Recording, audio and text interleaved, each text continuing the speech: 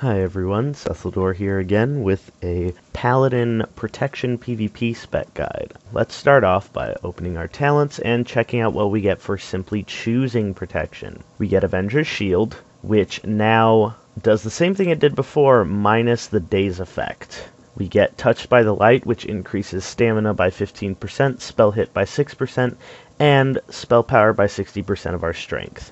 Vengeance, which every time we take damage, we get 5% of the damage taken as attack power, maximum of 10% of our health. So if we take X amount of damage, then we'll get 5% of that for increasing our attack power.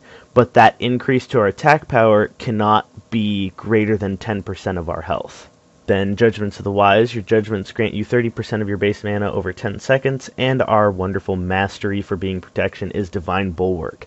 Increases your chance to block melee attacks by 16%, and each point of mastery increases block chance by an additional 2%.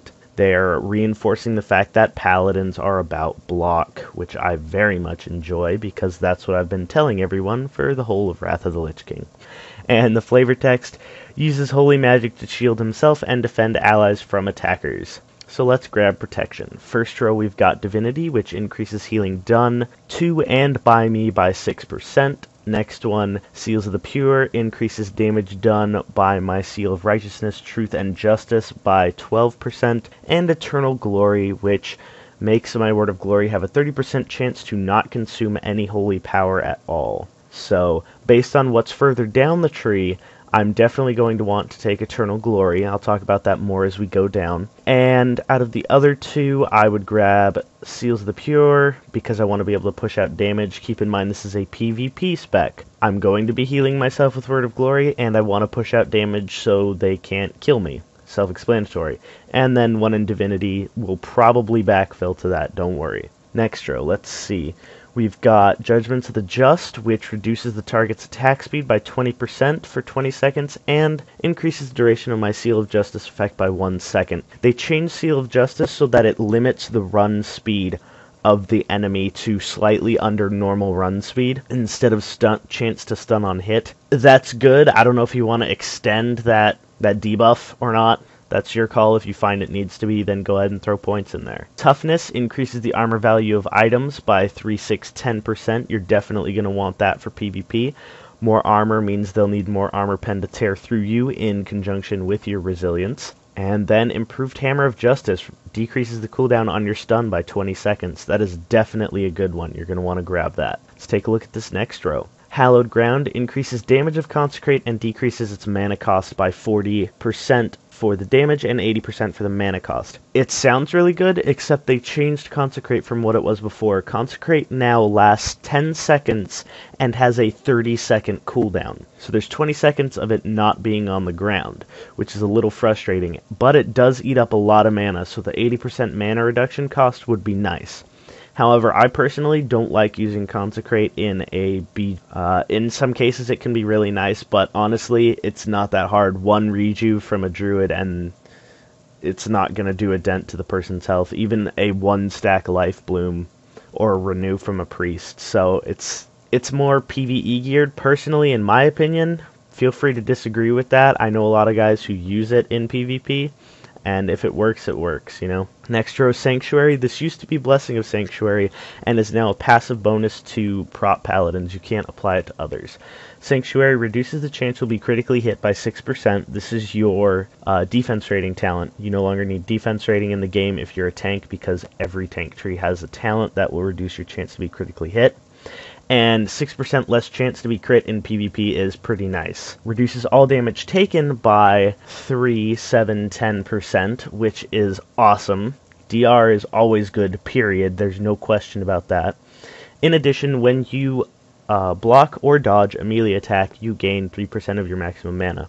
If you recall, our Mastery increases chance to block. So if we stack Mastery from this, we'll also not only block more, but we'll be getting more mana back more often, because we'll be blocking. So you definitely want to take Sanctuary. And then we have Hammer of Righteous, which now, instead of only hitting up to 3 or 4 if you're properly glyphed targets, it hits all targets around you for 30% weapon damage as well as a chunk of holy damage. and it grants a charge of holy power. However, it is important to note that Hammer of Righteous and Crusader Strike both share a cooldown. So if you're fighting one guy and you want to push out heavy damage on him, you'll be using Crusader Strike in PvP. If you find yourself surrounded getting pounded on, as often prot pallies right now are, because it takes a lot of focus to take them down, then you could use Hammer of Righteous to spread out the damage and make a healer's life a little bit more difficult. And then we have Wrath of the Lightbringer, which increases the damage of your Crusader Strike and Judgment, and increases the critical strike chance of your Holy Wrath and Hammer of Wrath, which is awesome, because you're going to be using Crusader Strike and Judgment a lot, so if you can increase their damage, that's fantastic. And you'll find yourself using Holy Wrath often if you find you have a really annoyingly powerful Felguard on you, or even a Fellhound if you're trying to do a heal or something like that, or simply something that's giving you a hard time. It's especially effective against Death Knights who decide to pop Army of the Dead near a Paladin. I would think they would recognize that's a waste of a cooldown, but that's just me. Also, increased critical chance of Hammer of Wrath. That thing is hitting like a fully loaded Mack truck right now, and it probably will in the future as well, so you definitely want higher crit chance on that. You will take people out in no time. So I would grab Hammer of Righteous and one of two Wrath of the Lightbringer. We'll go back and backfill that. Reckoning, one of my old favorites. You have a 20% chance after blocking for your next 4 weapon swings to generate an extra one within 8 seconds.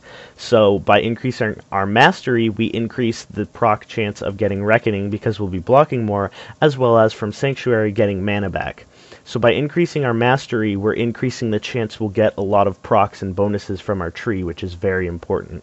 Paladin trees have some of the best interlocking play between talents that I have seen in a long time of playing this game, and I'm very proud of Blizzard for doing that. They did an excellent job with this. So I would take Reckoning, and then Shield of Righteous. They changed it. It still does holy damage. It's still essentially a shield bash, but now it's based on holy power. Holy power is gained by doing various things, such as using your Hammer of Righteous or Crusader Strike, in this case, as a prot paladin. And you can expend it, and you can see the different intervals here. If you expend it 1 holy power by casting Shield of Righteous, you'll do it at 20% effectiveness, 2 at 60%, and 3 at 120%, which is pretty good. This thing can hit pretty damn hard. I've seen some nice numbers from it before. So definitely take that. If anything, it's for the next talent in that link. And finally, Grand Crusader. When you Crusader Strike or Hammer of Righteous deal damage to the primary target, they have a 20% rather, chance of refreshing the cooldown on your next Avenger's Shield, which is very excellent for PvP, because your Avenger's Shield does a lot of damage. Not only that, but further down the tree, it will gain the ability to silence. So theoretically, you could, and I have done it before, silence lock a caster into not being able to do anything and take him down. It's actually kind of funny. So definitely take that. That'll be a full row. Now let's check out this one. Vindication. Your Crusader Strike and Hammer of Righteous reduce physical damage done by their primary targets by 10% for 30 seconds. In addition, your Hammer of Justice will interrupt creatures that are immune to stuns. The second half plays more in a boss fight for PvE. I suppose there's mechanics that make people immune to stuns, and if they're casting during that, you could interrupt it. But really, I would think about taking it simply for the 10%. That's essentially 10% DR on their end instead of your end. So it's kind of interesting.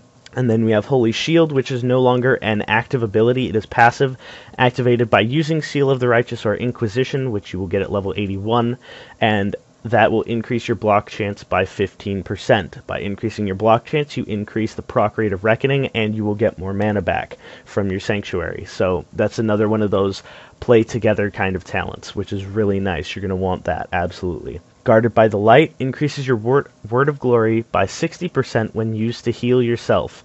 Any overhealing will create a protective shield equal to the amount of overhealing that lasts 6 seconds. In addition, your Word of Glory will also cause Holy Shield. So, by putting 2 points in this, you will get 160% effectiveness from your Word of Glory. And if that causes overhealing, it is still 160% effectiveness because you still get a bubble from it. So it's like going over your health capacity. Not only that, but with the first row talent Eternal Glory, if you find yourself getting nuked, you might get lucky and get that 30% proc, and you'll be able to cast it again. Or if you find yourself in a one-on-one situation and you don't need to cast it again, you get either a free heal and bubble, or you could get a free heal, which puts you up to max health, and maybe a small bubble, and then you could cast it right after and get 160% of Word of Glory's effectiveness as a bubble, because it is all overhealing. That is excellent for self-survival. Amazing. And then Divine Guardian makes everyone in the raid group except yourself have 20% DR for 6 seconds. Debatable, more of a PvE thing in my opinion, for raid damage similar to Deconstructor's Ground Pound, as an example. So we've spent 3. I would grab Wrath of the Lightbringer 2 of 2, and... oh, here we go. Also, by picking up points in Divinity, with that combination for Word of Glory, not only are you getting 160% when healing yourself, you're getting 172% when this is maxed, because you increase healing done by you by 6% and to you by 6%, which stacks on top of each other. So you're almost getting the double effectiveness of Word of Glory by picking up full Divinity as well, which we will do in a moment here. We unlock this next row where we have Sacred Duty. Your judgments have a 25-50% chance to make your next Shield of the Righteous a guaranteed crit lasting 15 seconds. 50% of the time I cast Judgment, I'll get a crit out of Shield of the Righteous. I might not even be ready to use it when I get that. I think that's kind of a downer for an almost end talent, but that's just me. I'm sure some of you out there will say, no, you have to get it, and crits from Shield of the Righteous are quite nice.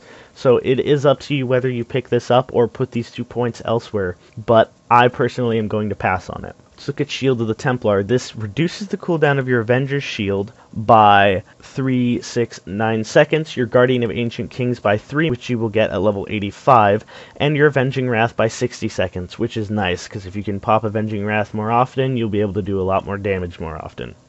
So now we need to spend 2 more points to get the final talent. I think I'm going to max out Divinity and pick up Vindication. And now we can get Ardent Defender, which is now an active ability, which reduces damage taken by 20% for 10 seconds, so that's 20% DR. And while this is active, if a blow would kill you, it returns you to 15% health instead. This has to be active when that killing blow hits you. That is not a passive bonus anymore, unfortunately. It is still very good, though. Now we have 5 points to spend wherever we desire. I would recommend picking up in the Holy Tree Protector of the Innocent, because this plays with all those other talents from Word of Glory.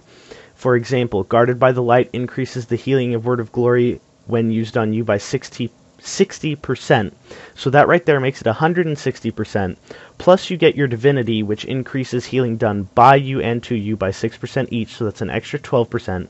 That makes 172% effective healing from casting Word of Glory. If you pick up Protector of the Innocent, you get an extra heal when you heal yourself. It's a secondary bonus, so you'll be able to keep yourself up well over essentially 200% of Word of Glory's effect, but that last chunk isn't actually coming from Word of Glory, it's coming from this talent. But between this and Word of Glory, you should be able to keep yourself up nice. Because if you don't overheal yourself with Word of Glory, Protector of the Innocent will probably cap your health. If you do overheal yourself with Word of Glory, you get the bubble from Word of Glory to stop further incoming damage. It really covers you in both situations. It is an excellent lock-in with talents. Very nice. And with these final 2 points, we can look at more haste, more judgment, crit chance. This is nice. Eye for an eye. All magic attacks have a 40% chance to cause 30% of damage back to attackers. Crusader, you could increase the damage of your Crusader Strike, and Hammer of Righteous, not a bad idea, and you can increase the range of your judgments, which isn't a bad idea at all either, but I think I'm going to go for Eye for an Eye. The last 2 to 5 points in any spec, you will notice, are really personal customization choices. There is no, you have to put it here to be maximally optimized, because every situation is different. For example, in a caster fight, Eye for an Eye is way better than Crusade, but in a melee fight, Crusade is obviously going to be more useful than Eye for an Eye. There's no way to completely cover every single situation with one single spec. So feel free to customize. This has only been a suggestion. Thank you so much for watching Sethaldor's World of Warcraft guides. This has been your PvP prot guide, and please subscribe, thumbs up if you liked it, thumbs down if you didn't. Go ahead and comment, let me know if this was helpful or not. Thanks for watching. Again, this has been Sethaldor the Kingslayer on the server Blade's Edge in the Guild Sacrilege. See you next time.